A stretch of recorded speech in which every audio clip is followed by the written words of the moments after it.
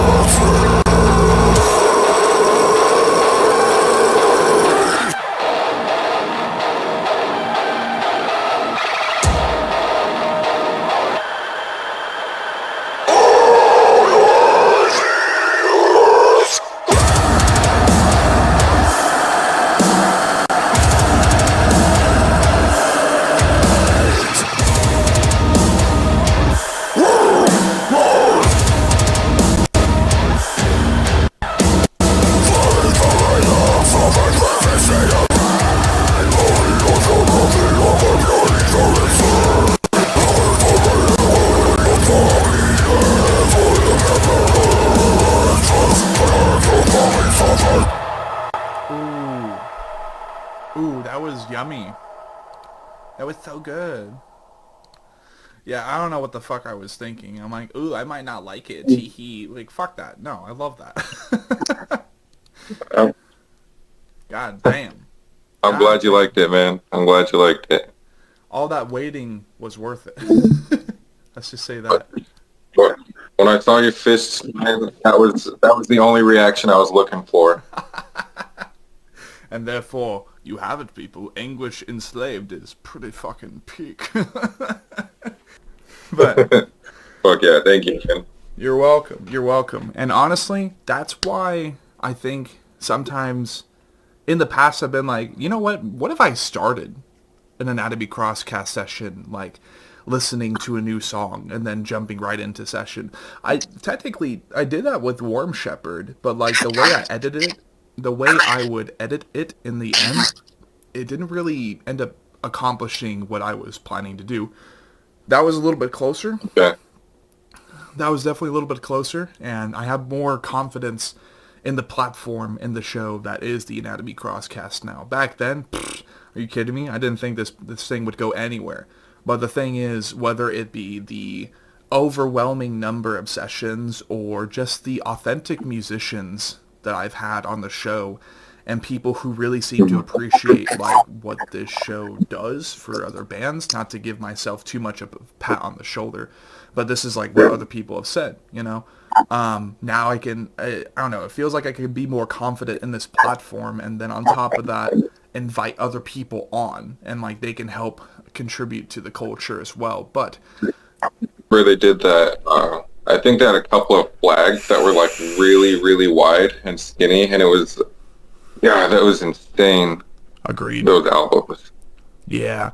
Well, we are recording. Currently, it is 1:02 p.m. on the 15th of October. It is my Sunday of this week. It is the last day of my weekend.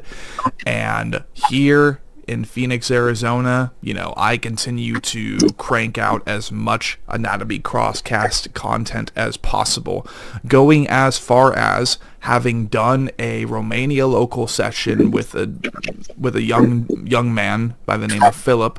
He is the main mastermind behind a Romanian solo slam band called Insanity Deification, and during that Crosscast session, that first date session, if you will, we ended up talking about, of course, his history.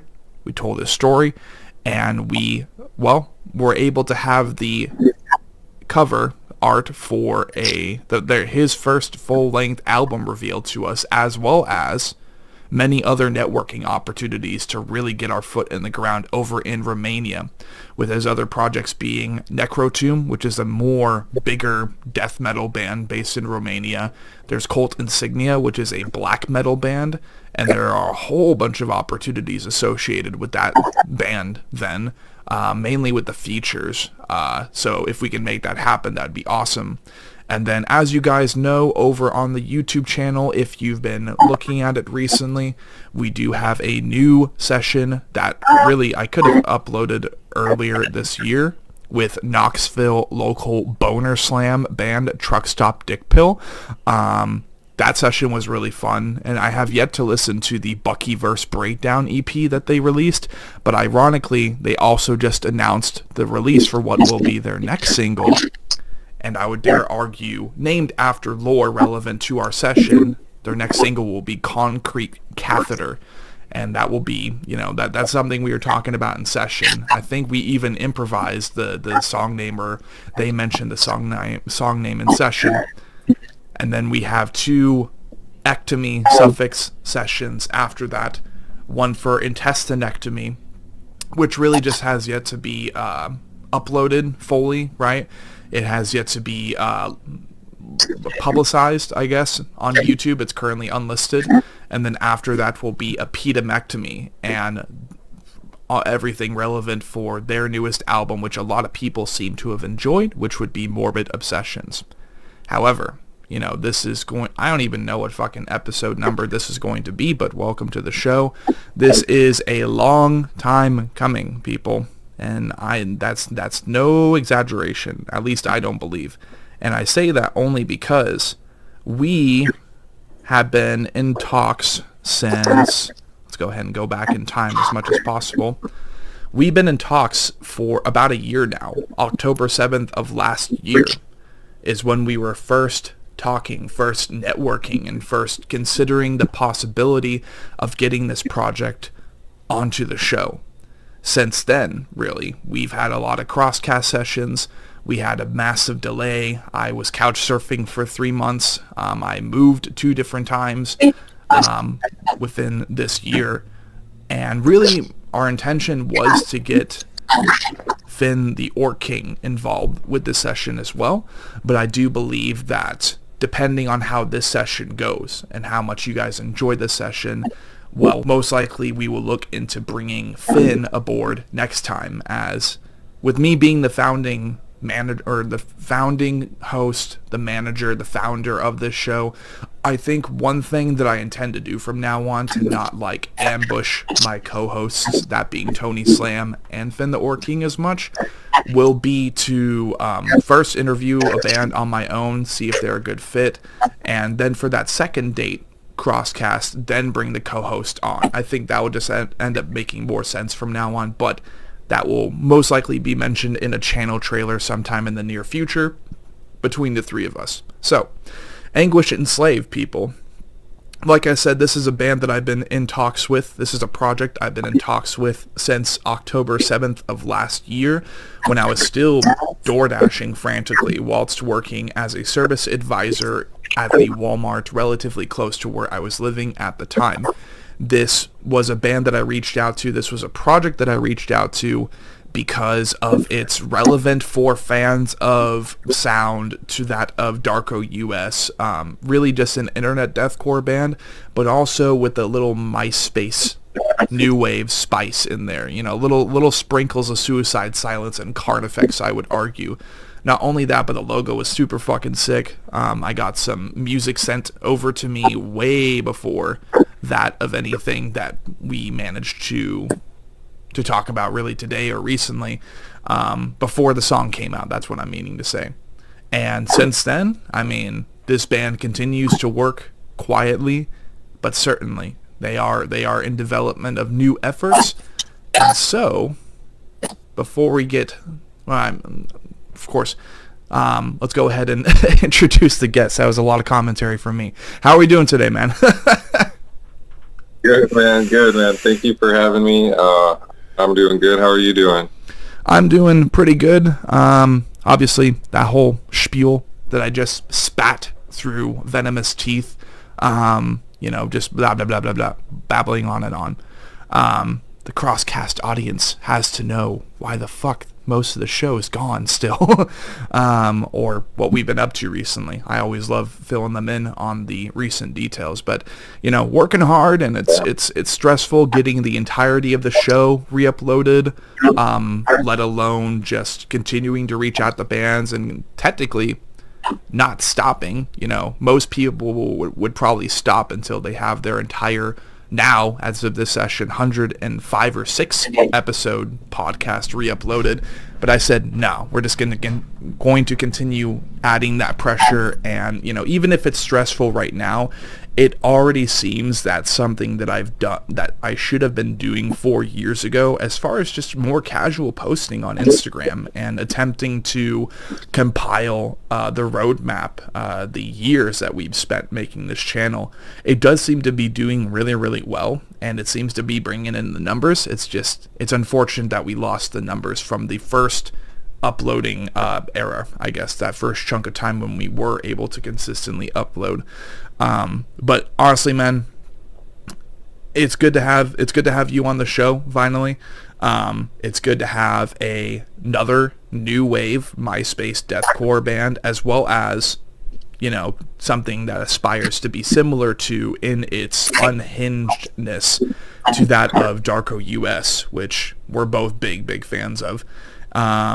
It's nice, yeah. It's nice to have you on the show finally, and it's nice to finally be at this point of being able to conquer one of like 20 placeholders, or one of even up to 40 bands and projects that we have waiting in line, or have been waiting in line for a long time. So it's good to have you on. Yeah, I'm happy to be here, and I didn't realize that it had been so long since we initially talked about doing this. Like, it's been like just over a year since we first talked about it, and I guess I kind of just feel like it was like just a blink of an eye, Yeah. At the same time, it kind of felt like forever. It really did. It honestly did. Again, welcome all. This is episode 106. I think 106, yeah, of the Anatomy Crosscast, and we are hosting the one and only member, therefore the entire band, which makes these solo band project sessions a little bit easier to do, right? From Anguish Enslaved. But before, we really dive into any of the band questions, right, despite this being a one-person effort, let's go ahead and get the people associated with you by name, right? So what is your name? What do you do for this band? And we'll go from there. Okay, yeah, my name is James, and I technically am a one-man band at the moment, but I am working with a songwriter, so my only contributions are vocals, lyrics, and input on kind of like what I want the music to sound like. Fair enough. After all, when Yeah. it comes to doing solo projects like this, unless you happen to be a Caleb Shomo level multi-instrumentalist, well, no matter what, you're paying someone else to help you write instrumentals for this project, and then, you're the final say. So in that context, you and I are very, very similar. I've taken so far, only because of a lack of interested and consistent musicians, I take the same approach with my own project, Blind Without Our Failures. And I mean, I definitely want there to be hella people in the band if we can get it up to that point one day. And if the amount of musicians would be necessary for such a project, I would love to get like a full 6 to 7 person lineup going, but alas, it seems so far that no one's really interested. So here's to finding people wherever you guys are out there. I hope to run into you eventually. Thought I did at least like 2 or 3 times, but they ended up just dipping, or they said, I haven't really touched the instrument you want me to play in a long time, but I do want to play it, so I'm going to need at least like a year or 2. And I said, okay, whatever. Guess we're moving on. But good luck to us both, man. Good luck to us both. Seriously, man. It's a struggle. Wish I would have picked up like a drum set or a guitar, that way I could make it a little easier on myself. Honestly, no, that's the struggle, I think, of the many personalities that I've happened to host on this channel who are one-person bands. I mean, obviously, we started with a pretty good fucking peak with Agung of Indonesian local deathcore band Makhluk, man. I remember even I still reminisce on that session because Makhluk is still like one of my favorite global, internationally speaking. It's one of my favorite deathcore projects ever. It's one of my favorite heavy music projects ever. If you haven't had a chance to listen to it, sir, definitely listen to it, because I would say it's like new generation AC/DC mixed with some of our best franchise deathcore bands ever. And I mainly quote and mention AC/DC because of the singing style. So he can do the Angus Young, like he does all that shit. But then he'll still do like slam friendly gutturals and shit. And he's a one-man band, dude. He's managed to release a full-length album recently, and it was awesome. So that's quite a combination too. AC/DC mixed with deathcore. That's nuts. It's so awesome. I'm definitely gonna have to check. Well, I guess him out, not them out. Right. Honestly, though, beautiful way to start off the session, listening to a new song, and I think we could just jump into the people part of the podcast, eh? So obviously we know you as James now of Anguish Enslaved, songwriter and final decision creative mind for this project. So, I guess go ahead and start us off from the earliest point that you can recollect upon in your musical journey, and maybe if you can conjure it, if you can manage to conjure it within your mind, as you've had some time, at least a year or so, to look over the questionnaire. Go ahead and also speak upon maybe any hobbies along the way that you thought you would be getting into before you got into music, maybe without doxing yourself. Let's learn about like the financial backbone, the financial spine that makes Anguish Enslaved possible. All of that fun shit. Take it away, sir. All right. Well, yeah. You guys already know my name is James, and man, my earliest memory of wanting to make music was I think I was like 11. I was in 5th grade, and I believe it or not, it was actually from watching fucking School of Rock. That shit got me so hyped when I was 11 years old. Based. And then I remember, like, I didn't even know about the Tenacious D movie, but I had seen, on my mom's computer and shit, I had seen the music video for Tribute, and that song got me so fucking hyped. I just remember, like, with my little MP3 player, like the little, piece of shit ones from, like, 2006, 2007, that, like, held maybe 20 songs on them. I just remember walking on the ditch and just listening to that song, a couple other ones, too. But that was about the earliest memory I have of really wanting to make music. I didn't know what I was going to do. Initially, I wanted to be a guitar player. My mom had gotten me an acoustic guitar. And for whatever reason, I could just never, ever stick to it. I would like look at guitar books. We didn't have, we didn't really have too much YouTube tutorials back then. And I would play like 3 days, and then I was like, nah, I'm done with this. I'll pick it up 6 months later for 3 days, and I'll do the same thing again. I could just never commit to it, but I did try. And I think Nickelback, that was like a big foundation for me. Interesting. Always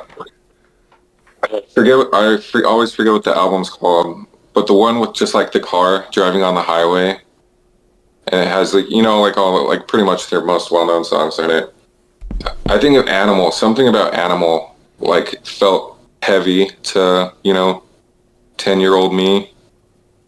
So that was School of Rock, Nickelback, and Tenacious D. Those were like the first founding things that made me want to make music, and I just kind of snowballed from there. I think my first heavy band that I found was Flyleaf. Really? And it was from I don't know how like up to date you are on like all the Die Hard movies. I haven't seen. But it was like, okay, it was from like the fourth one, Live Free or Die Hard, and there was just a scene where like their music video for I'm So Sick was playing on the TV in the movie, and it was the only part of the song where she screams, and I was like, that sounds so fucking cool. Like I don't know what that is, but that sounds so sick, and I really love that. But actually, now that I'm like talking about it, jogging my memory a little bit, what really solidified that I wanted to make heavy music was Korn. That was it for me. I remember being in Boys and Girls Club, and they had like a computer room, and I was just walking by and like talking to these kids. And then this random kid, I don't remember his name anymore, maybe it was like Frankie or something, he put on the music video for Coming Undone. It's like, there's like, still to this day, there's something about Korn that just they don't sound like anyone else. They just achieved a sound that, I don't know, it's just fucking insane. I love that band so much. Hell yeah. I don't know, that was like the real early foundation. Was still to this day, Korn is like in my top 5 favorite bands.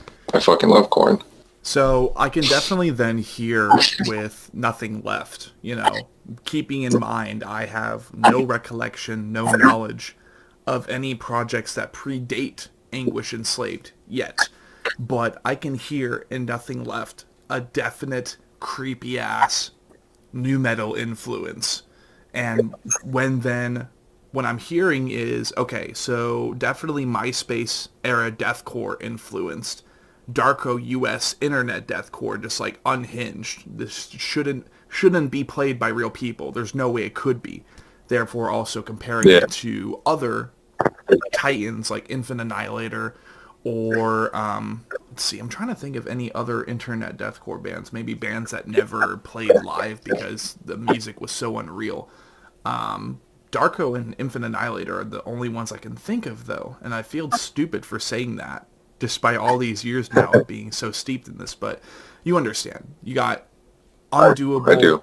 Unfathomable, Internet Deathcore, you got MySpace Deathcore, but now we have nu metal, which is really, really sick, and I think Anguish Enslaved then has a lot more of like a creepy, like vibe to it. And I'm all for it, man. I'm all for it. Now, in reference to Korn, I can say that I was born and raised basically once I had an iPod and I had an iTunes library to gain access to. My mother, bless her heart, she is the reason I am here today to be doing all this. she on her phone had Chutes and Ladders. She had a couple other songs for Korn, but that was about it. Since then, Yeah. you know, the years continued, and there was the paradigm shift. There was the Skrillex collaboration that they did to really bring the electronic elements that they could, and really, I don't know, maybe extend their potential and experiment to the most extreme that they've ever done with the Skrillex collab. And then the Serenity of Suffering came out. And so far, that would be my favorite record, just because it really brought, I think, all of the best elements of Korn to one into one table. And really, when I look at the album cover for the Serenity of Suffering, it looks like a Korn album cover. There's no name. There's no lettering on it. It looks like Yeah. something that you could buy even a 6 foot by 6 foot flag for, put it in a random ass room, maybe even in a what is it? Maybe a scare room? No, that's not the term. Fuck.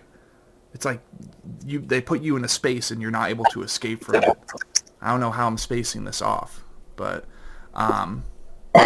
What? Is it just an escape room? Is that what it is? yeah. Okay. So that's what I was thinking of. Thank you.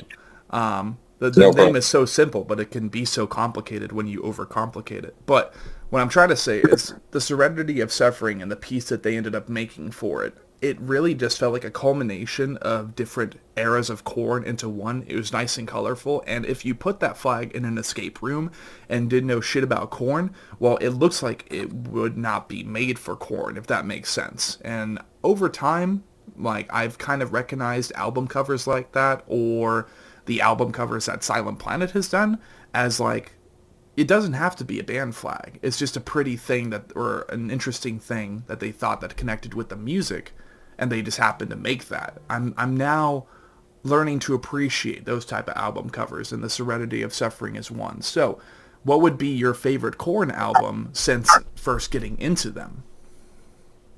Oh man, that's a really hard question. I bounce back and forth on this one with my wife all the time because she's also a really big Korn fan. Uh, I think I'm still gonna stick with "See You on the Other Side." That one, that's just it for me. Everything about that album is so good. Fair enough, man. A Fair enough. lot, and the song that I wish got more attention on that album, but really didn't, was "Liar." There's just God, that song is so heavy and just so, he does his like whole scatting thing, but I feel like that's like the best he's ever done it. I might need See to You go on back the Other in Side. time. Sorry. No, you're all right. Yeah, that's definitely it. I'm gonna stick with that one. Okay. I think The I need to Serenity go. of Suffering was also very good though. Yeah, no, the Black as the Soul, man. Black as the Soul and Rotting in Vain was actually the first, like, I feel, modern or new song that I learned to play on bass guitar, because I used to have a bass guitar. I plan to get another Nice. six-string one in the future, because I personally want to do singing and bass for my band. I don't want to be the front man, but I've been told that I have, like, really good frontman energy, so who knows. But honestly, like, Rotting in Vain was the first song I learned on guitar that I actually enjoyed just slapping to. And then Black as a Soul is like a little bit more drony. It's a little bit more drawn out. It could be, I think, in retrospect, one of the most radio-friendly doom and drone songs. That might be a strange take, but I don't know. There's just something about that album that's so fun. Corey Taylor jumping on too. That was for a different world. That was fucking awesome. That was great. That was really cool. I remember when it came out and I was like, no fucking way did they get Corey on a song. And Hopefully, it ended up sounding so sick too. hopefully their next album is a lot better than Requiem or The Nothing. Because The Nothing, I understood its purpose. It was JD isolating himself in studio after his wife passed away. Requiem was just a little weird to me, so I'm kind of hoping that they go back into the darkness and kind of embrace those older visual aesthetics and shit.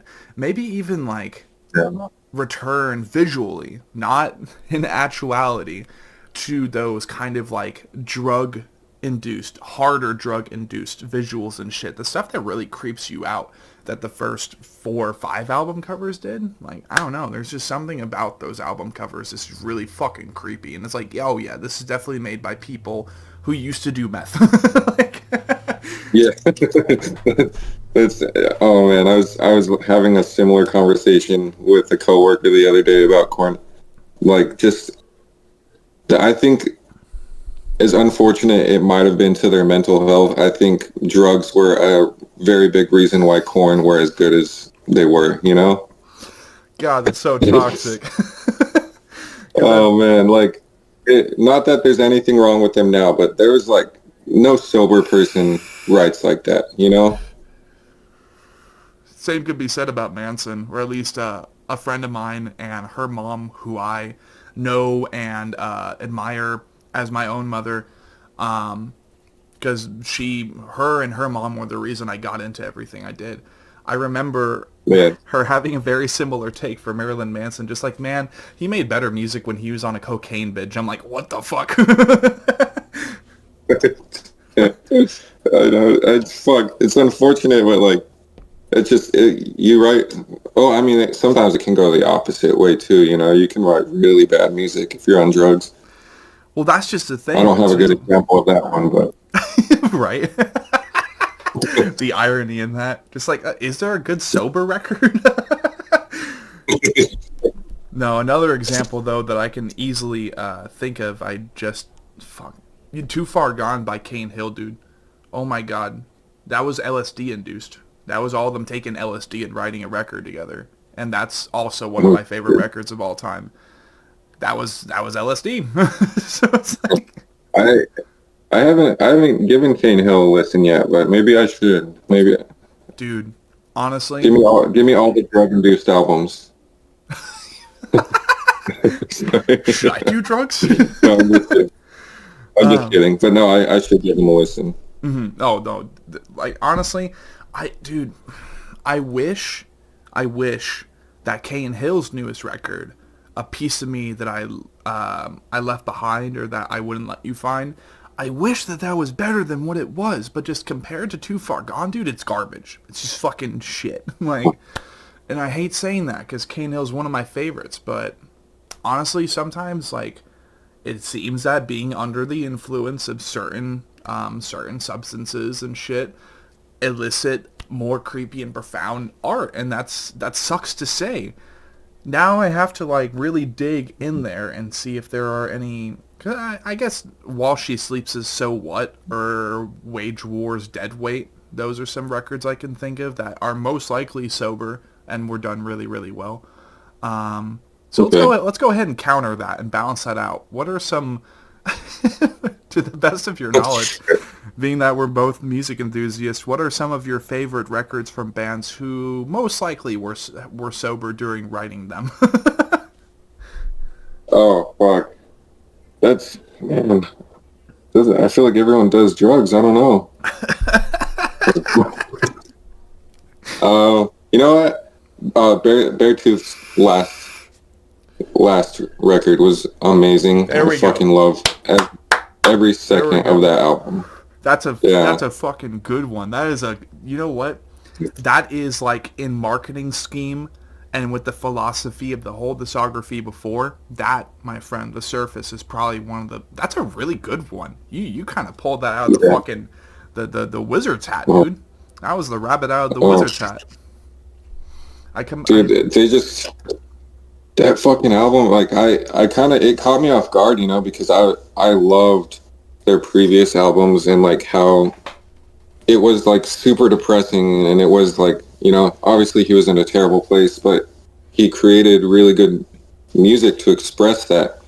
So whenever they dropped, what was the first song they dropped from that one? I can't remember. That was Sunshine. Wait, you know what? No. Sunshine. No. It was Riptide. Was it Riptide? With Riptide. Yeah. That really caught me off guard because I was like, this is so positive, but it's still so good. It's like Beartooth just got better, positive. I don't know how to explain it, but they're fucking good. No, dude, honestly, and I can tell you one thing for sure. I have not listened to the entirety of it yet because, you know, whether it's toxic YouTuber mindset or with the authenticity of having suppressed myself and prevented myself from listening to so many iconic records this year alone.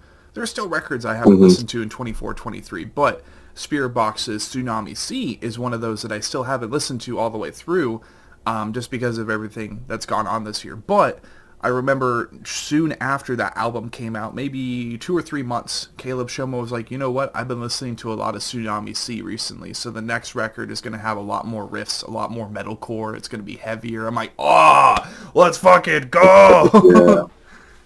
But... Oh, yeah.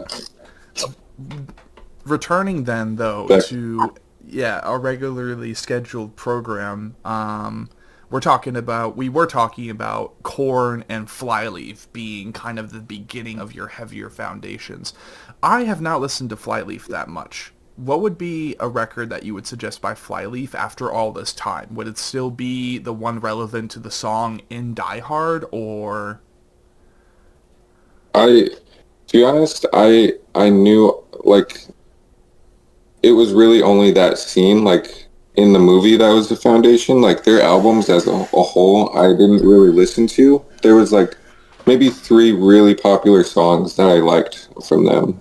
But that was one of the first times I had ever heard screaming like that. Fair enough. Yeah. I'm So Sick was definitely iconic, and I think I definitely need to go back and listen to those records as we're getting into these spookier months and these colder months to conclude 2025. Also, shout out to Waste. I see that shirt over there, and not only that, but the logo that Distant made for them that ended up going on that shirt, or Alan of Almanac Designs made that logo. Really? Yes, sir. Fuck yeah. Man, Waste is so good. I've been trying to get them on, bro. I've been trying to get them on, but they're like, eh. Or like, you know, they've been really busy, so I can't really just be like, you won't fucking return contact with me. It's like there are so many hundreds of bands out there, you know what I mean? But shout out to Waste for sure. I still need to listen to their newest EP or album or whatever it is. Same reason. I've been super busy. So let's go ahead and then continue from that point, right? This new surge, this new kind of tattoo needle poke Nice. of you know, nu metal influence and shit, as opposed to other needle pokes of significance for the sake of analogy. After that, where are we? Where are we going with this? Honestly, at that point, like I said, I did love the idea of being in a band and making music.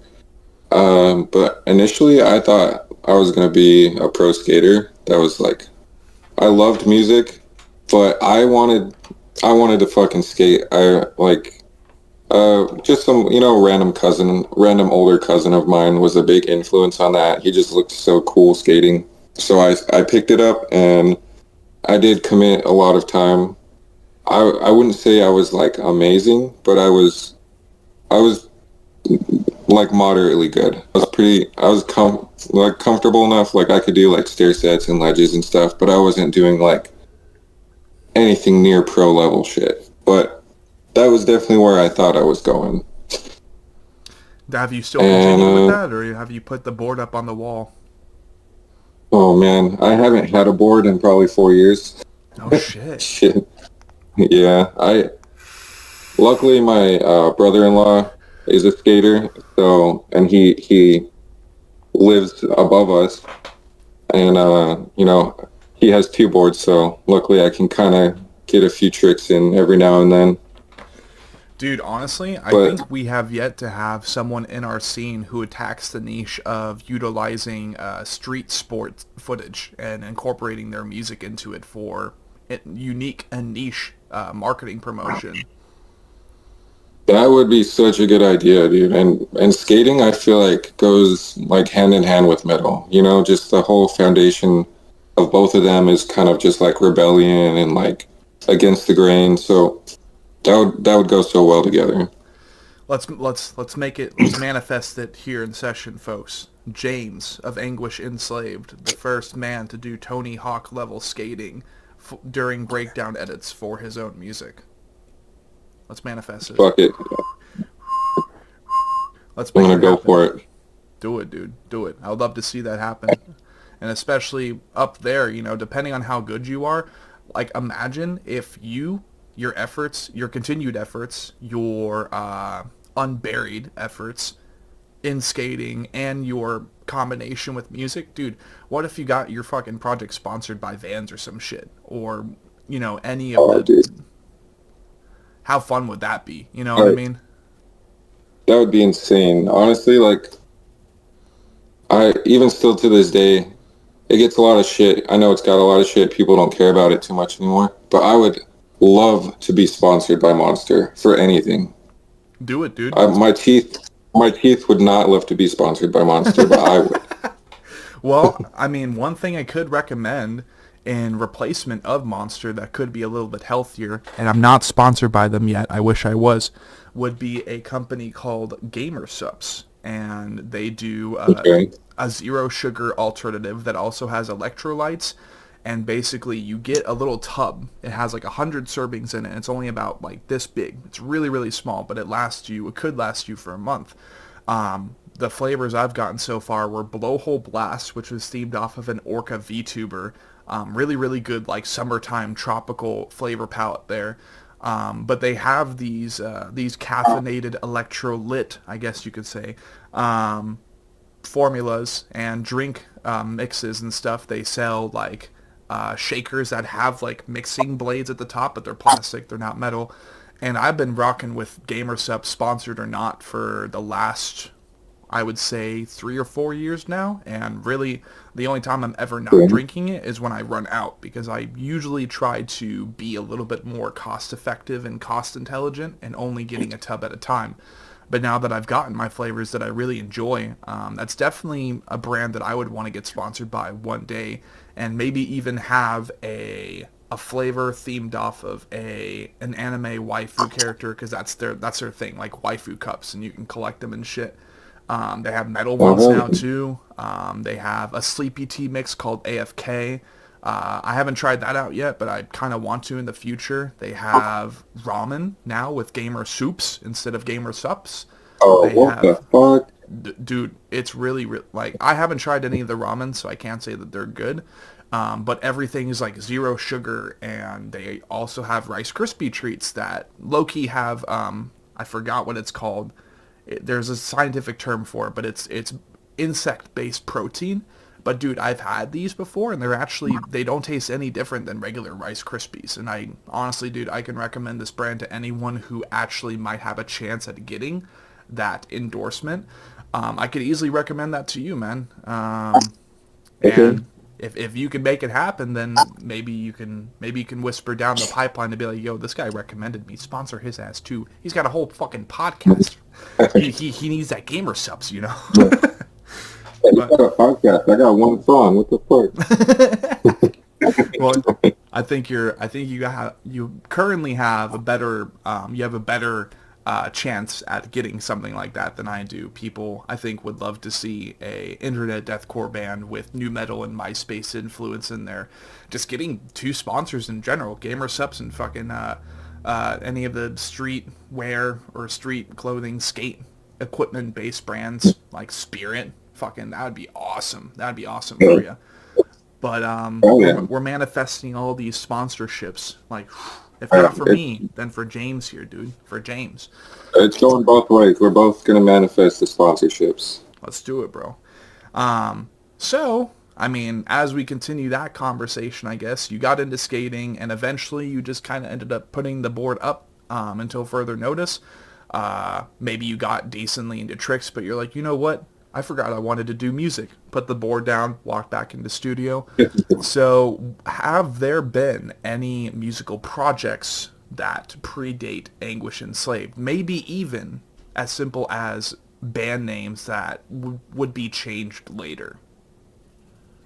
Yeah, absolutely. I've had quite a few failed projects along the way. my first one that I ever tried to start. Well, I didn't try to start it, but I got asked to join.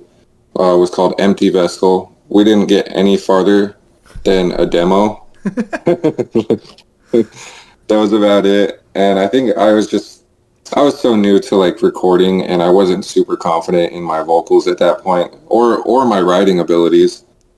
So nothing really ever went past like one demo song with really, really bad lyrics. And then the next one I felt a little bit better about with a guy from that previous project. It was called, and that's the worst part is I didn't even know how to pronounce it.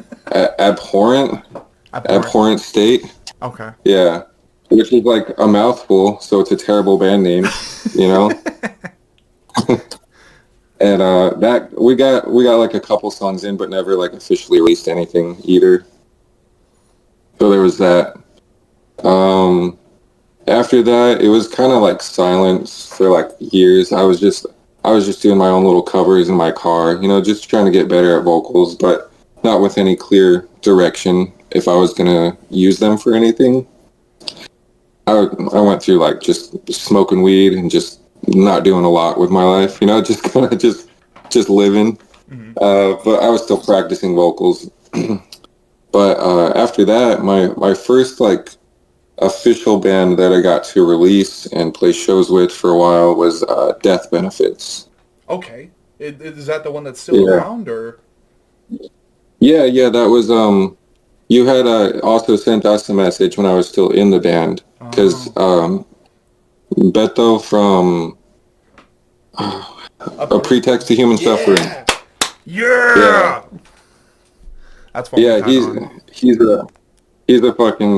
such a good dude. Yeah, he's a friend of mine, and you had told me that he had like referenced or like referred us to you or something like that. That's badass. So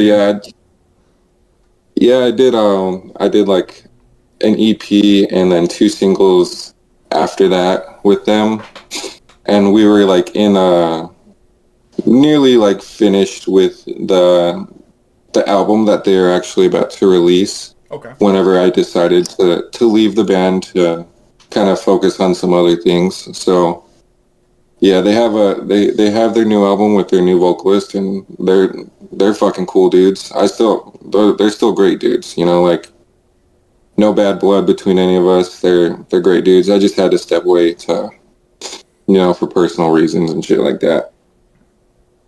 But other than that, at the same time when I was in Death Benefits, I was in Heirs of Humanity as well. Really? Yeah, Another band I did.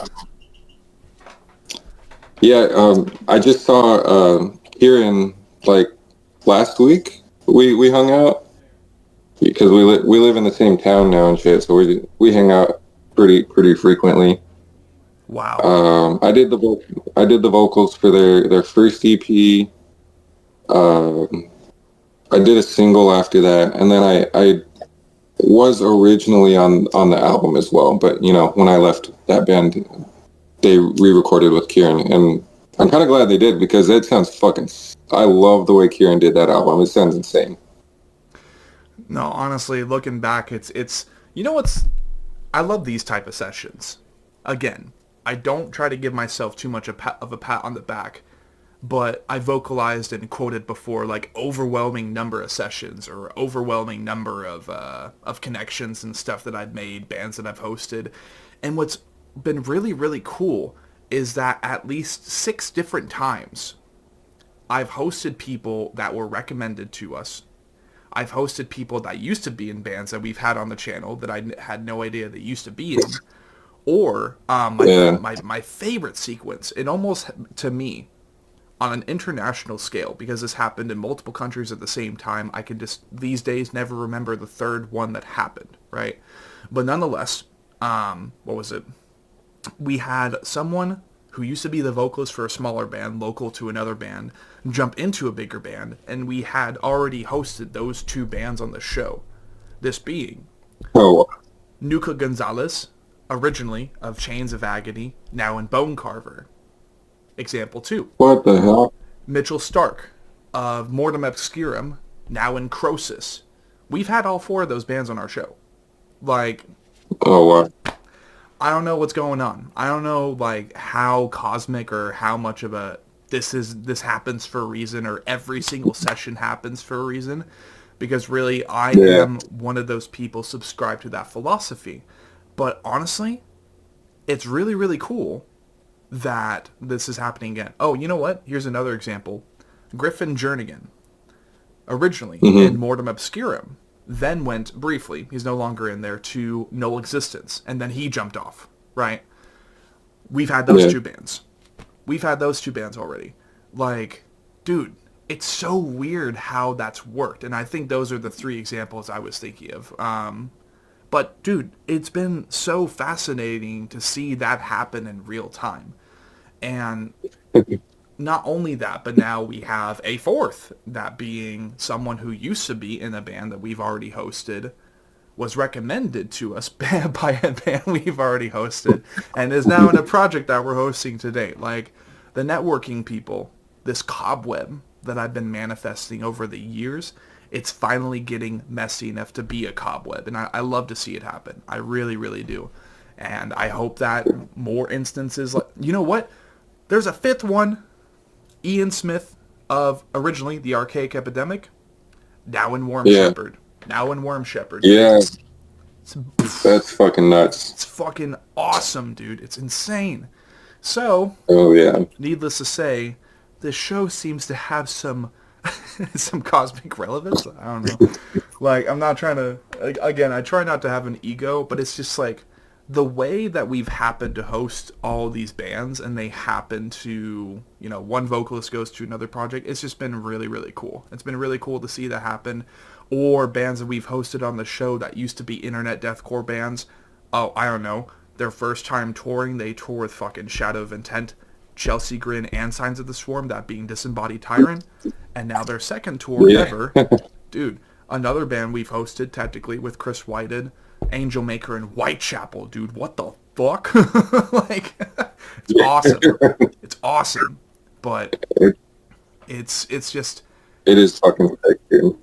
Only a little bit cuckoo. But honestly, we love to see it happen, and not that anybody... No, you know what? We're not going to say that. Someone will eventually hear this. You're part of a weird...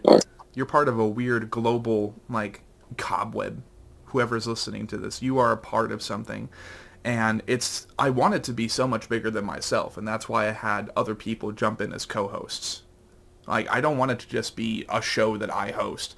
But unfortunately, because the scheduling for this show has been so chaotic, or because we have yet to have a sturdy financial backbone to pay the co-host to be a little bit more in tune and a little bit more dedicated, well, that's the only reason that so many of these sessions continue to be hosted by me and me alone. Hopefully, people, in the future, one thing that we can change with your help, whether it be the artist or the people listening, right? One thing we really want to change is turning this from a hobby into like an actual job for multiple different equally passionate music enthusiasts in the scene. But that's neither here or there for now, just because I am finally starting to get some financial resources in there to possibly make that happen on my own terms. But I could definitely use the help, guys. Like, I want to make this so much bigger than any other show, and not just to knock out the competition. Like, the ambition is there, the networking is there, and we're not stopping. We are never going to stop. I am probably going to be doing this until the day I die. So just put that in perspective. I'm going to be doing this for a long time. But, honestly, let's go ahead and continue then personalizing to your story after I had that strange epiphany and recollected upon new next steps for certain people. So, you know, you were recommended to us by Beto Vipe of A Pretext to Human Suffering. You used to be in Eras of Humanity, and then when would you say that Anguish Enslaved started? Was it soon after you departed from Eras of Humanity, or what? No, well, I think I left Eras of Humanity back in 2022. Okay. my wife and I were having a kid. It was just, easier. It's a whole long story. I'm not going to go into the whole thing, but yeah, we're having our son, so we moved back to New Mexico to be closer to family. And from that point, I was still in death benefits, and it was working out. And then again, a whole other series of events happened, and we thought it would be better to raise our son here in Wisconsin. So at that point, I leave death benefits. But during maybe like the last 8 months of me being in death benefits, there was like just like a musical kind of itch that I had of like things I wanted to try. And it was just it was gonna just be like a studio project. I was like, oh, I'll try and just write a couple songs. Like I'll pay a songwriter and I'll kind of see where it goes, just to kind of get these ideas out of my head. And then, yeah, when we made the decision to move back here to Wisconsin and I left death benefits, I was like, well, fuck it. I mean, like, I still want to make music and like, let's just try and turn this into a real band now. So that's kind of where I am now. Fair enough, man. And I think a question that is always really important to ask when the opportunity arises, when it feels appropriate. What influences, if any, did you take from the prior projects that you were in, and how, if you did, take them into Anguish Enslaved? What is meant to incorporate into Anguish Enslaved from those prior projects?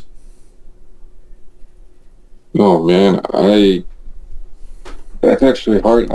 I don't think I went and took anything from other than experience with writing and recording, just like my overall experiences of being in those bands. I don't think I took anything directly and added it to Anguish Enslaved. I wanted Anguish Enslaved to kind of be, I don't know what the word is. I guess I'll put it like Death Benefits and Heirs of Humanity were kind of very like themed, lyrical kind of bands. With Anguish Enslaved, I wanted to write something that was like real. I kind of wanted to open myself up and kind of dig deep into myself and see what I could write that was real, not just something that like I kind of made up about a story or a scenario that's happened out in the real world. I wanted to write about my experiences and to put as much raw emotion into it as I possibly could. Fair enough. And that's a damn good answer to that question, because not only did exclusively through experience, to quote, you took your experience of being in bands, being in projects, being able to play live, do vocals live, your passion for the music in the first place that started you off from Flyleaf and Korn. You took all of that into Anguish Enslaved, but as maybe a way to distinguish yourself or maybe be more original on a one-person basis, you didn't take anything from those other bands. And it doesn't bleed through. I certainly haven't listened to Death Benefits yet, but I have listened to enough of Errors of Humanity to really distinguish what is for them a truly slamming black and deathcore or slamming deathcore that is inspired by bands like Nithful or maybe even Abhorrent Abomination.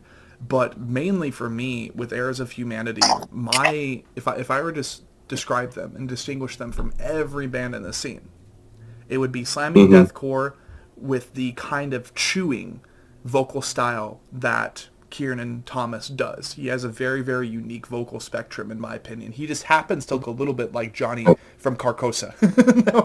that was kind of the running bit when we first recorded sessions. So other than that, they have a very, very unique thing going on. They don't subscribe to one subculture of heavy, true counterculture or the other.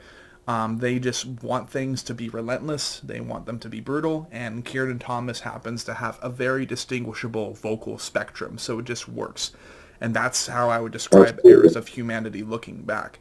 With Anguish Enslaved, like I said, my impression so far is a darker US that has MySpace era deathcore and nu metal inspired into there, bringing forth potentially in the future a lot more nu metal, maybe even potentially this looks like it could have been made by a meth head. Visuals, like Korn, truly the nu metal fucking signature. Like, I can definitely see this being a lot more nu metal influence than projects like Darko, and maybe that will be how it is known in the future, is the nu metal Darko, based out of the Midwest, based out of Wisconsin, based out of a colder state territory. Who knows? But I can only hope that that is kind of the direction that this project happens to go into, just because that's what I can picture for the future of this project. But I'm not James. Okay. I'm not James. So Well, I definitely like your ideas for the way that you would like this to go, or the way that you think it's going. And I'm definitely, you're not wrong in my inspirations. there we go. There we go. Good. So in that case, I don't think I took the time or the opportunity to ask either Dane Slinger or Karen Thomas of their impressions, maybe, of Wisconsin, okay? So I want to dive into the theme of conversation with, quote, location, okay? So because of you wanting to go from New Mexico, which was closer to family, all the way up to Wisconsin to raise your family and get all that started, which is awesome for you. I'm happy for you. And it really continues to beg the question, how do you make a deathcore or heavy metal project work when you also want to have a family? That question, I think, is asked a lot, just because back in the day, it's like, well, either you were a, sex, drugs, and money, yeah, like rock and roll guy, or you weren't. That's just how it went. These days, it's a little bit different. These days, it's a little bit more doable. So I congratulate you on being able to sustain that balance. But I want to talk about Wisconsin. I want to dig into the mind of you, and maybe for anyone who happens to not have gone there so far, who maybe wants to travel there, maybe even to, let's just, dramatic hypothetical. Man, I'm really inspired by Anguish Enslaved, but you know what would really help? If I travel all the way the fuck up to Wisconsin, went into the Wisconsin woods specifically, and then wrote an entire album. If that was a situation and you were the final person, you were the final straw, and you said, yeah, come up to Wisconsin, maybe we can even hang out. Who knows? Depending on if we're cool or not. Stranger danger.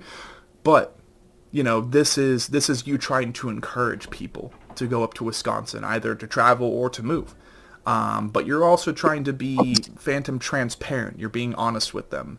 Give us one good thing and one bad thing about the Wisconsin state territory.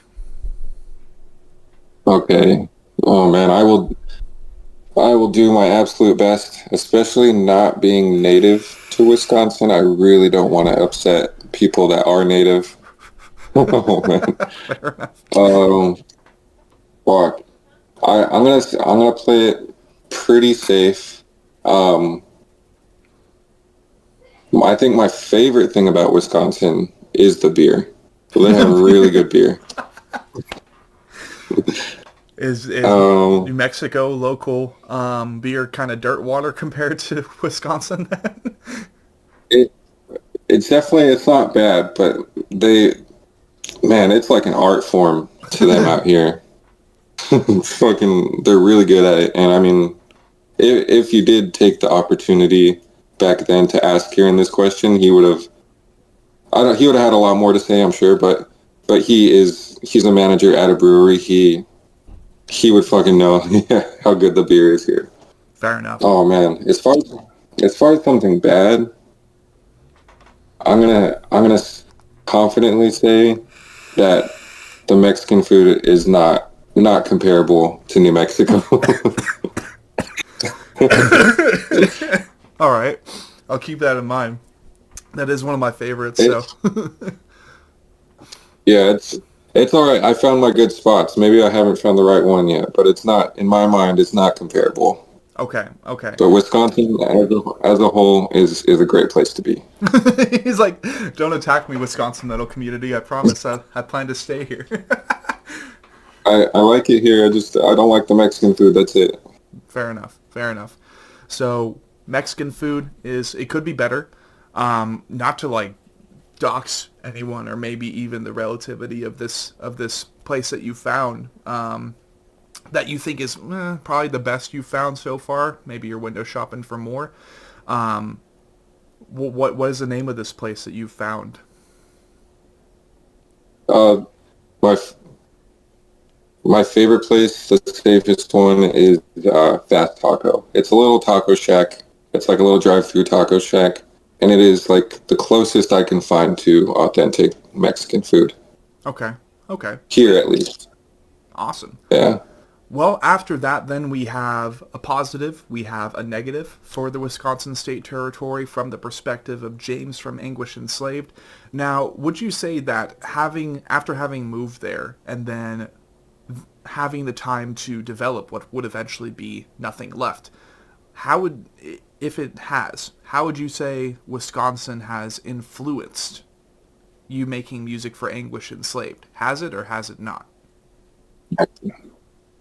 It definitely has. Part of it just came from like just natural emotions, sure, but there's something I personally love, which is a part of reason, like a small reason, but part of the reason why we moved up here is I love the winter and I love when it gets dark early, and I love how depressed it makes me feel because usually, allows me to dive, I don't know what the fuck I just said. Dive deeper. It was a combination of dive and deeper. Fuck. Dive deeper into like my real emotions, when it's just dark, it's cold, it's fucking depressing, no one's outside. And it just allows me to write the best during that time frame. So I love writing in the winter when it's the most lonely. Fair enough. Fair enough. And perhaps comparable and in correction in something a little bit more healthy in mediation compared to, well, I don't know, fucking meth for corn or LSD for Cane Hill. Maybe just being depressed in a colder climate then would be kind of your drug to writing what you think is music that you can be confident in inside of Anguish Enslaved. Absolutely. Yeah. That's what works for me. Hell yeah, brother. Like all summer I was trying to write something and I couldn't come up with anything. Like I scratched like 5 different songs. I was like, none of this is good enough. None of this is pissed off or sad enough. Like I have to wait for it to be cold. Fair enough. Yeah, I can definitely attest to enjoying the colder more, but it's literally because I'm made for the cold. Like I could probably live more comfortably up in Wisconsin than down here in I don't know, the second hottest, if not the first hottest state territory in all the United States, that being Arizona. Dude. I'm so ready to leave. So ready to leave, but we have to wait. We have to be patient. So like so lame. Phoenix is everyone who lives in Phoenix is a whole different breed of people, dude. Because like I've been to Phoenix, I've worked in Tucson roofing, and that was bad enough. Like the fact that you guys can regularly live in that kind of heat is, I mean, like you guys deserve a medal or something. I mean, honestly, what I've heard is that Phoenix isn't even the hottest city in Arizona. It's actually now Yuma, which can get up to 137 degrees. I did not know this. I did not know this. Oh, I'm like, what the fuck? I don't know, dude. I'm like, stay You couldn't inside. pay me to even. Oh, You no. couldn't pay me to even drive through that place.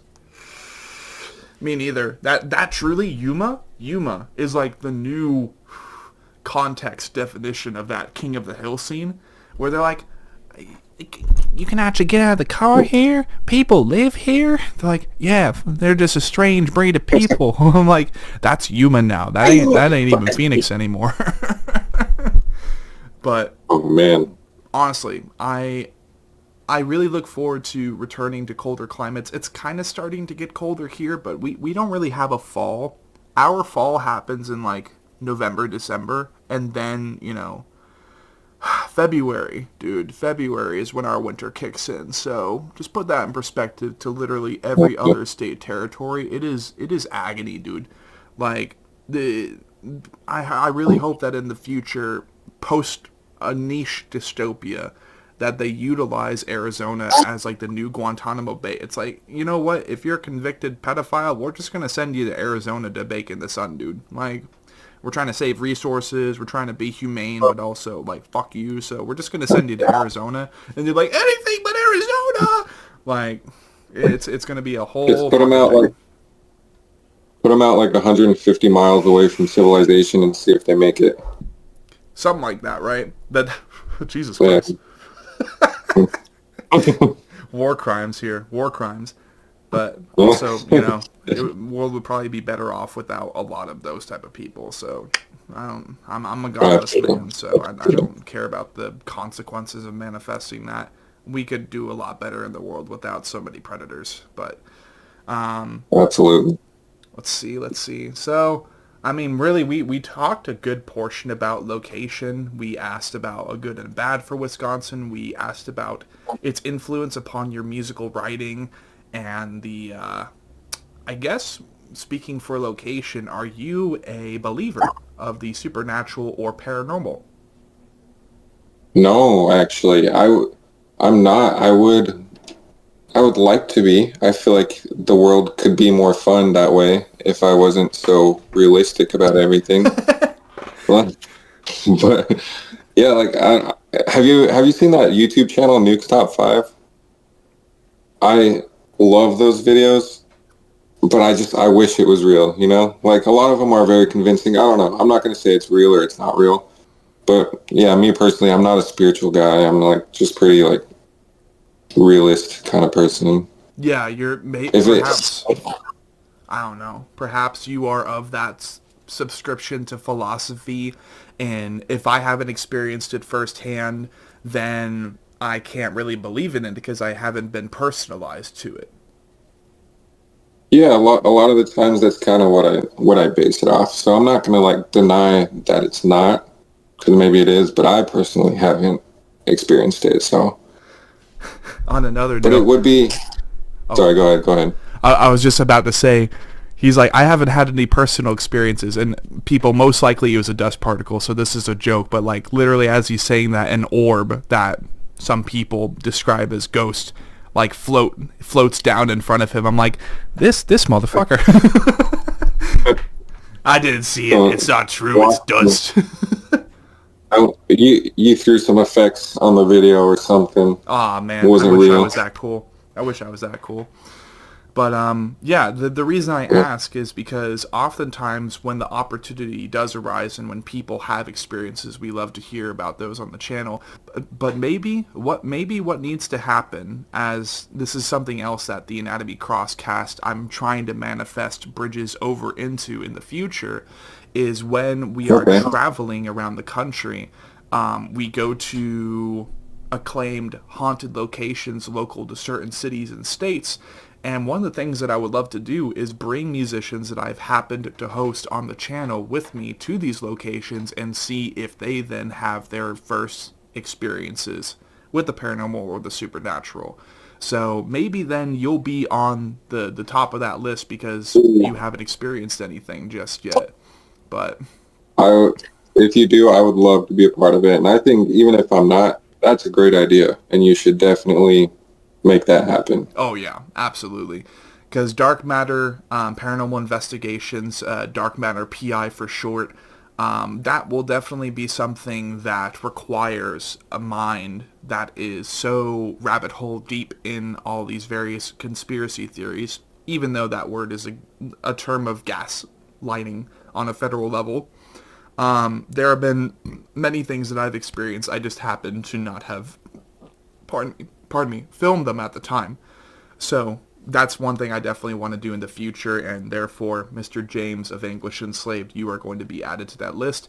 And once I have more of a regular means, a consistent means to travel across the country, maybe even for fun, recreationally, go to these certain state territories, go to Wisconsin, we'll go ahead and window shop around for certain locations where cryptids apparently dwell, or where people have regularly seen, witnessed UFOs, or maybe certain asylums that have been shut down. where you can hear the screams and the agony of now passed away prisoners or mental patients, mental asylum patients who have passed away. Well, maybe we will go ahead and encounter those together for the very, very first time local to Wisconsin. But That sounds like a great time, man. yeah, dude, I look forward to it once I have the money and equipment.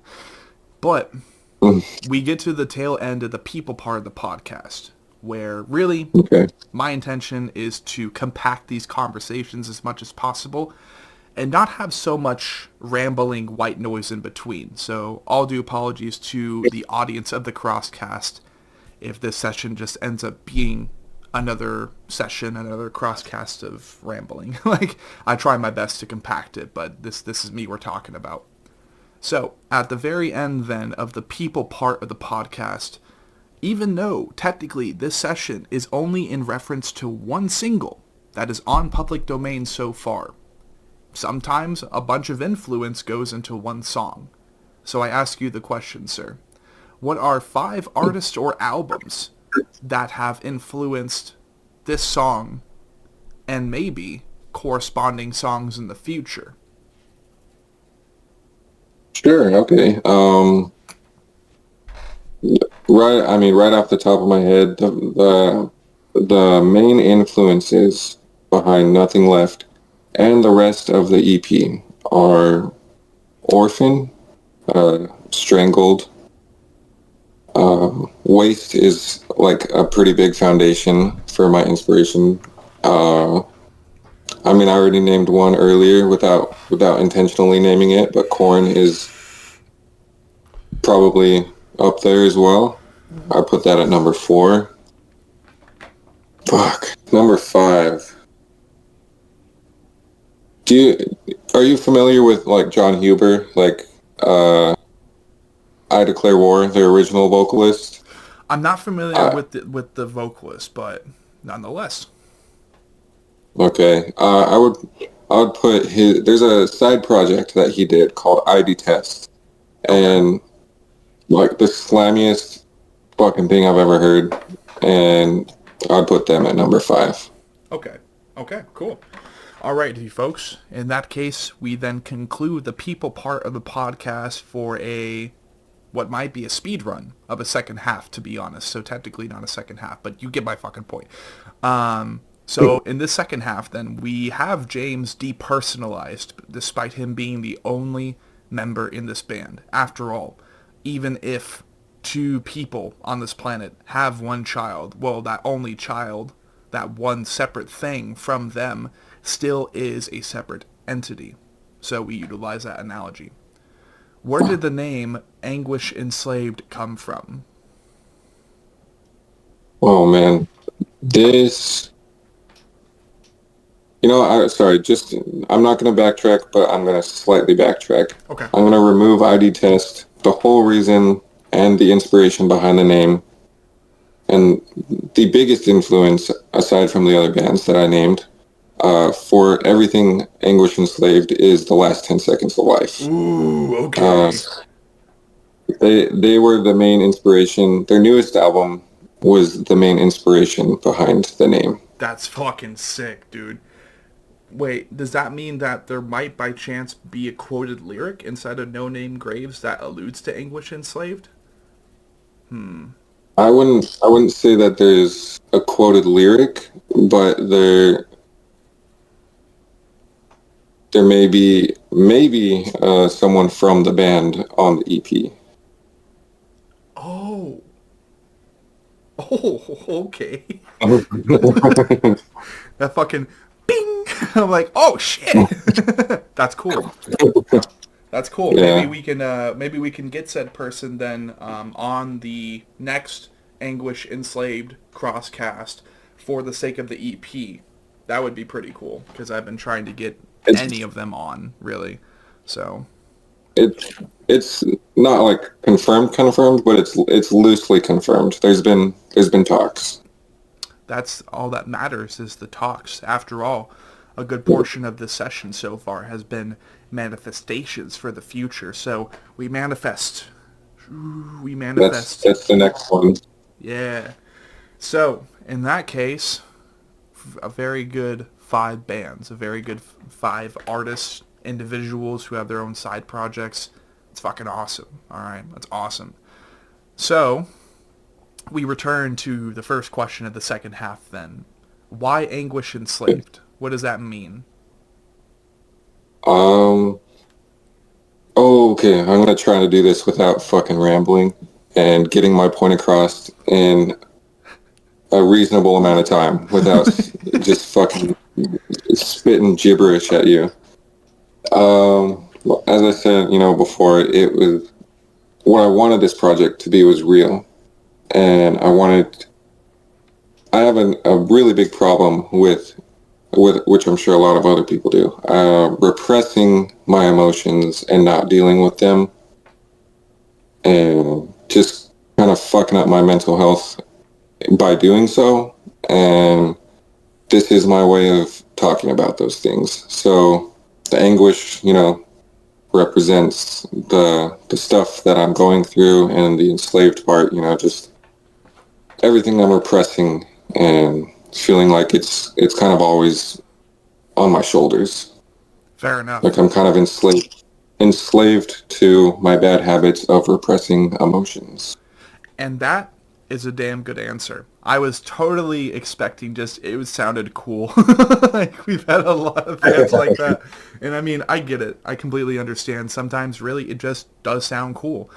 And as per those examples that we've had on the show, sometimes coming onto the show after having made music, or maybe you're promoting a whole ass new album or EP, maybe you have new members,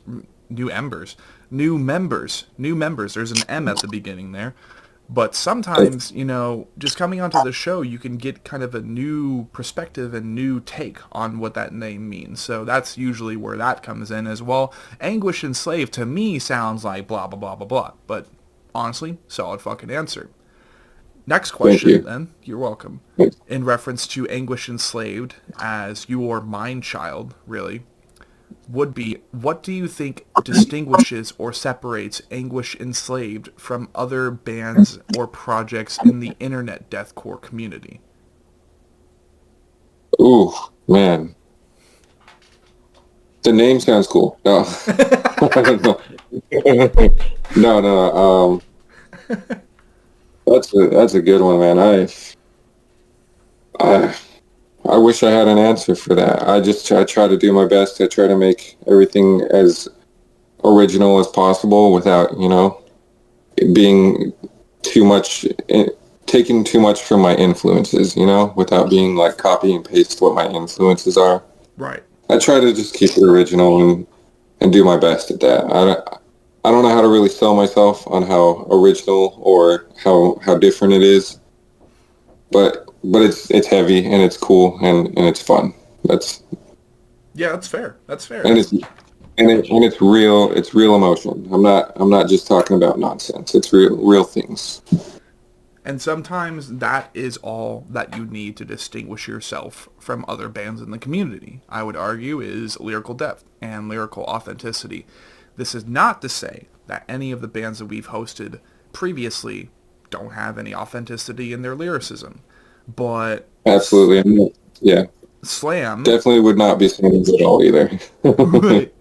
Slam, just Slam. There is often a lot of just, not to be too much of this person, but a lot of Kamala Harris word salad.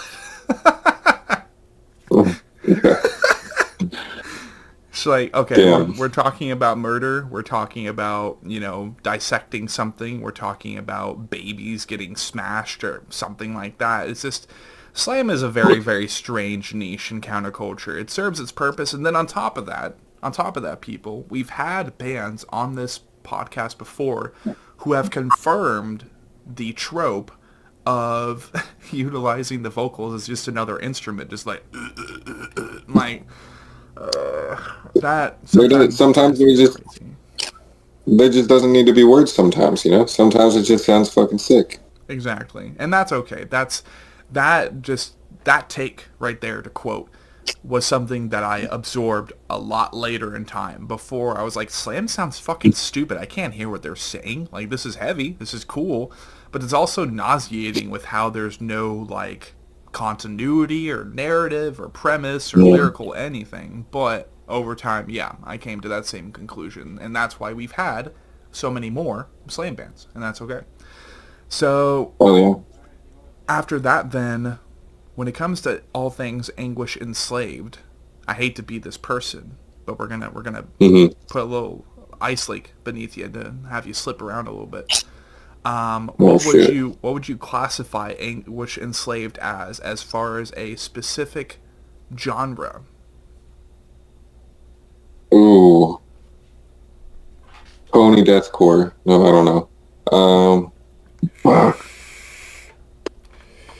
I kind of like your description. Like, there's like some new metal, MySpace deathcore. We'll stick with that. I like that. We're making history today, folks, and that's why it is a music history podcast. So then, Anguish Enslaved can be recognized as a new space, internet deathcore, new wave. See, it just gets complicated over time, doesn't it? It's like a new wave, MySpace, new metal deathcore band. Oh man, okay. Go ahead and requote this shit. Let's run it back. A new metal MySpace deathcore band. New metal, MySpace, deathcore. Okay, cool. We got that figured out. There we go. Jesus Christ. There's just so many subgenres, you know what I mean? It's crazy. You know what? Sorry, not to cut you off, but someone commented on the guy who writes my music. He posted like a little guitar clip of one of the songs that is still unreleased. But someone commented, "This sounds like Amir wrote modern deathcore," and I really liked that. So. But that was without vocals, so there's probably a huge difference. Fair enough. And that's why then, I think that's why it could also be compared to Darko, right? Is you got this like really riffy, really chuggy, but also the chugs and riffs almost sound alien because they have that Joshua Travis tinge to them. And then on top of that, you attempt to more blatantly compared to Amir or Darko, get some new metal influence in there. So new metal MySpace deathcore or new metal internet deathcore or some shit like that. It's a very specific thing. That's all that matters. Yeah. And that's what distinguishes it. So then we only have one song right now to talk about, and that would be Nothing Left. This probably won't be fashioned as an under the skin session, but we can kind of get a suture needle, right? We can get a suture blade and peel open the first 3 layers of flesh, and we can talk about this song lyrically. So this is Anguish Enslaved, its first outing, its first song, its first single. Although those songs are always important. I know Error was pretty important despite its lack of streams and listens over on Spotify, but that's because DistroKid's a pain in the ass. We're not talking about that, though. We're talking about Anguish Enslaved. So, lyrically speaking, what is Nothing Left about? And maybe how does it connect to what will be Anguish Enslaved in its first EP? Yeah, Nothing Left is... Again, I will try to do this without just fucking babbling bullshit at you. It is because I have a really hard time. That's why I write, because like if I talk, I'm not going to make any sense. But if I write, I can at least put it together. But I'll do my best. Nothing Left is like the rest of the songs on this upcoming EP. It's kind of, with the title on this one, it's kind of self-explanatory in some ways. I was kind of at a point when I wrote it where I felt like emotionally I had nothing left to give. I had nothing left to give my wife, my son, myself, really like anything. Like I felt like I didn't have, like again, like I had nothing left inside of me, and this is my only way of talking about that. And a lot of, self-doubt, like self-deprecating kind of thoughts and emotions and all that kind of, to summarize it, that's kind of like what sparked the entire song. Right, right. So perhaps with Anguish Enslaved in its first song, we debut with the anguish of not feeling like your own potential in many contexts was fulfilled at the time. This anguish was enslaved because you didn't know how to correct that. You didn't know how to be more for those around you or for the things that you've created around you, whether bonds, creations, utilizing experience as a musician maybe, being at a creative wall. Maybe you first wrote the song during a summer, not a Wisconsin summer, but maybe a predating summer before you even moved to Wisconsin. Who knows? But perhaps then the first piece of anguish that was enslaved regarded unfulfilled potential. Yeah, you definitely said it better than I said it. That's for sure. I usually, yeah, that's how I write. But I agree with you, man. When it comes to, as per the Anatomy Crosscast, and it's now 106 sessions as of this episode, more often than not, I find myself rambling on, utilizing the essay structure that I was programmed with back in high school to start with the point, continue upon that point, reiterate the point, and then move on, right? I think we were all trained like that. We were all kind of programmed like that. So then unlearning that and trying to just be straightforward instead of all fucking overcomplicatedly poetic is a pain in the ass, but that's where the music comes in. So, yeah. Awesome, awesome. So I would say we are more or less at the tail end of this Anatomy Crosscast session with James of Anguish Enslaved. This is, I think, the most clickbait part of the show, but it also allows an opportunity for every guest, session by session, to judge us. So, obviously, what is something that you like about the Anatomy Crosscast, and what is something you think could very easily be improved from this point on as we continue to host hundreds of other bands in the future? Oh man, I mean, that's definitely a hard one. What I really like is the depth, like the types of questions that you ask feel more personal. Like it feels like a real interview, not like, oh, like here, like I'm here to interview you, and that's like all what it is. It feels like the types of conversations you have, the types of things that you ask, feel like real and personal. Like you're just trying to get to know me, not like this is your job and that's it. Right. So that's something I noticed from listening to the sessions is it seems like you genuinely try to get to know the people and everything behind the music they're making and past that, so that's one thing I really like. Now for the flip side. Oh man, you're not nice enough. No, I don't know. Fuck.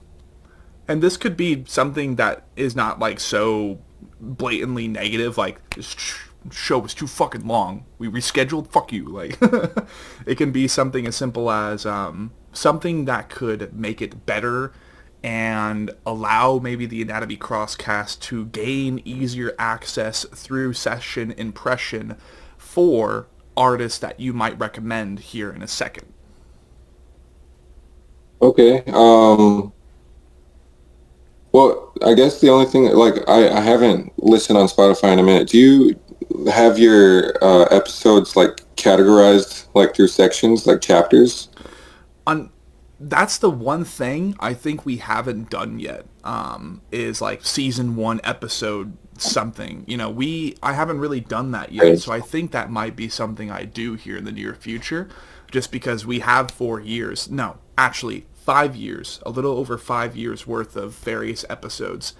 So I'm thinking that might be something that I do, and hopefully then that allows people to be able to access the episodes better. I'm not sure, but that's not something I've Yeah. done yet. No. Okay. Yeah, I think that would be my like the other side of it is like something I'd recommend because it kind of like highlights the talking points of the episode.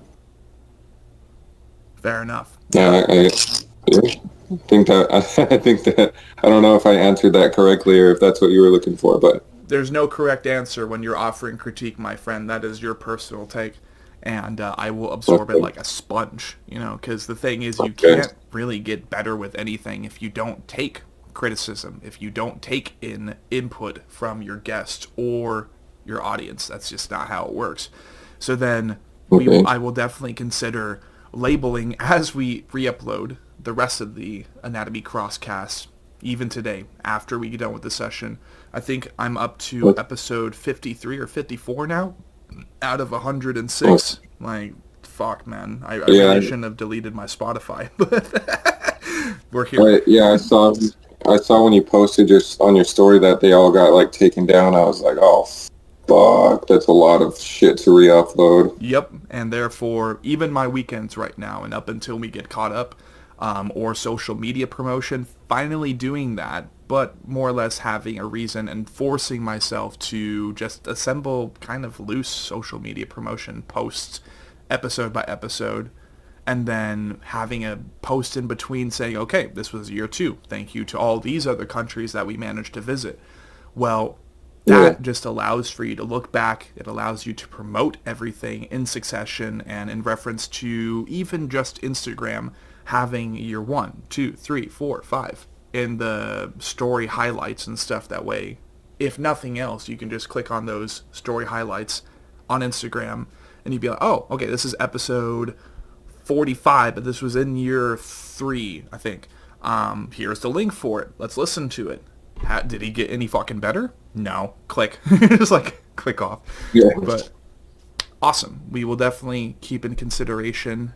Once I have uploaded the entirety of the Anatomy Crosscast once again, I will look into going back yeah. and categorizing by season. And I mean, honestly, the highlights and stuff or little clips from the show, that's like that's something I've been told I should do, but for whatever reason, I'm like, I don't want to do that. Like, I don't know what it is, but I think it's just like there are so many fucking episodes, and all of them are long enough to be on the road and listen to them if you want. Get to know bands. This is not just supposed to be Yeah. a band interview show. This is like, hey, this is a new artist that I found that I talent scouted. If you haven't heard them, listen to a conversation of me talking with them personally first, and then go listen to their music. Maybe you'll like them. Who knows? Like, not say, I was about to say who cares. Quite instinctually. That's not what I meant. But therefore, Mr. James of Anguish Enslaved, who I've been in conversation with since October 7th of 2024, my friend. And the next time we have you on here, hopefully, for one, it will be for the EP. 2, it will be for any feature musicians, feature vocalists, guitarist, whatever it may be. Hopefully we can get them all on as well for that first EP. But to conclude today's session, as currently it is 2:44 p.m. on the 15th of October, what are some bands that you would recommend that we attempt to host in the future, maybe even through your own advocated endorsement, like, hey, you should jump on this show, because that would definitely help. What are some bands that you Oh would want to see man. on the show? Oh, there's a few. I mean, I can't say the ones you've already hosted, obviously. Uh, because you've already hosted some that I would have named, but Squelching. I don't know if you've heard of them. I have. Squelching is fucking goddamn. That's a sick fucking band. I feel like they're doing some really unique, heavy shit. Um, One of my favorite metalcore bands, 156 Silence. Aha. I would love to see them on an episode for sure. Sweet. Let me, there's one. Hold on one second. Fuck.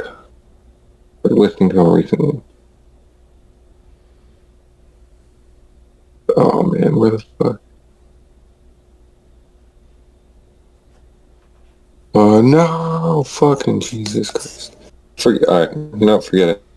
I can't think. I forget every band that I've ever heard whenever you ask me questions like this. That's okay. That's okay. But definitely Squelching and 156 Silence, and yeah, those are, I would definitely say those two. Okay. I mean, at least we have two recommendations, because I've reached out to 156 Silence before. I have yet to receive a response. I think that is because they have management. They have people who help them coordinate everything, so it's completely understandable. I was planning for them to be after Sentinels with a Lost session that I did with their drummer, Dave Rucky, also of the Six Strokes podcast. I was planning on hosting them, but kind of lost them after a bit. They kind of just moved on, and I completely understand, because that was back in 2021, 2022, when I was trying to get the rest of the band on, or even jump onto Dave Rucky's The Six Strokes podcast, despite me not being an instrumentalist or a seasoned instrumentalist. Like, I was like, hey, I've had you on my show. Let me get on your show. Like, that just never happened, but it's okay. Oh, yeah. You know what? I'm sorry, not to interrupt. Two more bands I would recommend. Okay. My previous band, Death Benefits, they have an album coming out literally like in a couple weeks, and I know that they would definitely love to be on. Okay. And another friend of mine has a band called Vow of Violence, based out of Albuquerque, New Mexico. Okay. And they're like brand new too. I think they only have one song out, but they would definitely, I'm sure they would love to be a part of it as well. Hell yeah. I did end up replying on one of the posts for the album announcement for Death Benefits, in which that album is coming out November 2nd. And I commented earlier in session, one of the only times I was on my phone during this session, out of respect for the conversation, I did reply to them saying that I'm currently recording a session for Anguish Enslaved with James. Hopefully we can get you guys on. So then we have Death Benefits, we have Squelching, we have 156 Silence, and we have Vow of Violence. Those are four bands, all four, that I haven't really heard before. I have yet to do a front-to-back session for People Are Watching, I think, by 156 Silence. And if I can manage to get 156 Silence on the show in the near future, that will be the first Pure Noise Records band that I've ever hosted, as they just signed to Pure Noise Records. One thing I would love to do is continue expanding upon the more metalcore themed or metalcore-esque bands and artists that we host on the show. As, I mean, so far we've had Lucrezia, that being Frankie and Suki from Lucrezia, a Kawaii core, or, you know, more Ocean's 8 Alaska metalcore band based out of Sacramento. They're cooking up their first full length. After that, dude, when we're not keeping in mind the Sentinel session, fucking Chad Rulick of For the Fallen Dreams, man, that was wild. That was just a shot me up into the atmosphere. Dude, I fucking forgot about For the Fallen Dreams. I forgot that was even a band. Holy shit. Dude, that was a really cool session, and not only that, but, you know, I will be quoting about it in the Instagram post for the episode. I will never forget, dude, going to see For the Fallen Dreams, Guerrilla Warfare, which is another band I'd love to get on, Orthodox, Adam Easterling, we've already hosted, and I forgot, there was a fourth band, Gideon was the fourth band. I would love to get them on too, but alas, they are bigger and a little bit too big for this show now, and I get it. I wanted to get Guerrilla Warfare on, but during that set, dude, I remember having basically one of the fathers of early metalcore see me and acknowledge me in the crowd. He's like, yeah, Sean Cross, I see you. He gave me a fist bump, and they continued with their newer set for the self-titled album. That was, I will never forget that day. I will never forget that shit for as long as I live. Yeah, because in retrospect, dude, For the Fallen Dreams, Wolves at the Gate, Wage War, Beartooth, and While She Sleeps, and Make Them Suffer. Make Them Suffer is another good one. Those were like all of my starter kit metalcore bands. The Word Alive, I have to mention them too, for AZ local acts that have now, ironically, relocated to Nashville, Tennessee. Those are all my starter kit metalcore bands, dude. So when I managed to have Chad Rulig of For the Fallen Dreams on the show, that changed everything. Not as far as listening numbers or statistics, but for me personally, it changed everything about this show, and it made me feel a lot more valid when I went to that show. Yeah. Dude, this show is definitely unintentionally given me access, opened the doorways to a lot of just very iconic prior generation and current generation musicians, and I can't thank everyone enough who has spent the time to listen to my commentary, have me conversate with them, have me try to become more authentically and intimately connected with them instead of, no offense, the examples on the internet I see of we're about to go on tour with our homies in this band that we obviously have never networked with before, but we're going to call them our homies because we're about to go on tour. It's good for business. I know that there are plenty of examples like that where people aren't exactly the tightest, but it's okay because eventually after that tour, that's when they become homies. Blah, blah, blah, blah, blah. It's just a whole thing. Like, I've seen it happen. I get the impression every now and then that the we're about to go on tour with our homies is not really authentic. Don't want to quote any specific tours, nor could I, because there have been so many I've seen over the years. But you get my point. The point of this show, I do. Yeah. the niche, the purpose of this show is to just actually get intimate with the artist we host and not just talk about fucking touring. Now, of course, as I become more of a gearhead over time, yeah, I would love to talk tech. I would love to talk certain whammy pedals or certain branded amps that I use, just like I'm endorsed by Orange. Yeah, like that would be cool. But until then, my intention for first and foremost will always be to have these more intimate conversations and to actually get to know a musician, support them from the very beginning, which we almost did with Anguish Enslaved. We were so fucking close, but then I had to couch surf for 3 months. But you know what? Yeah, technically we're still, to my knowledge, the only show that has hosted this project. So still, we're pretty close to the beginning with James and whoever might join the band later on.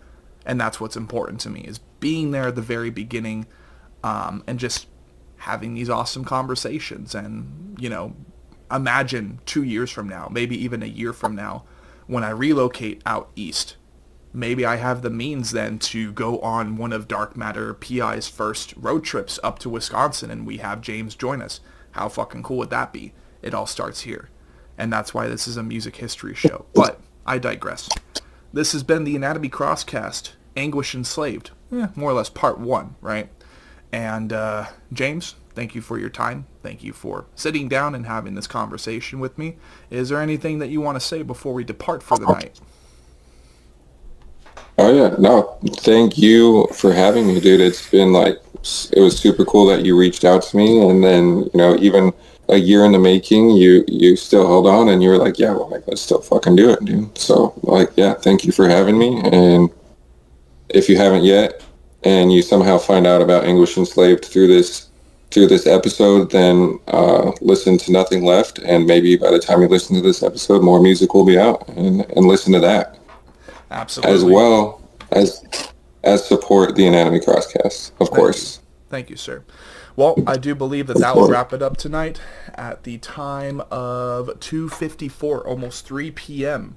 The fucking Mountain Standard Time. And then I do believe it's 2 hours later for you right now over in Wisconsin, or what, 5 or 6 p.m.? Okay. Yeah, it's about to be 5 right now. All right. So I'll let you go ahead and enjoy the rest of your night. I bless you and your family. I send all the positive vibes over as possible, despite being a godless man. You know, I'm still spiritual. We got you. But this has been the Anatomy Crosscast, and we will see you guys next time with Anguish Enslaved. Have a good rest of your night, man. You too.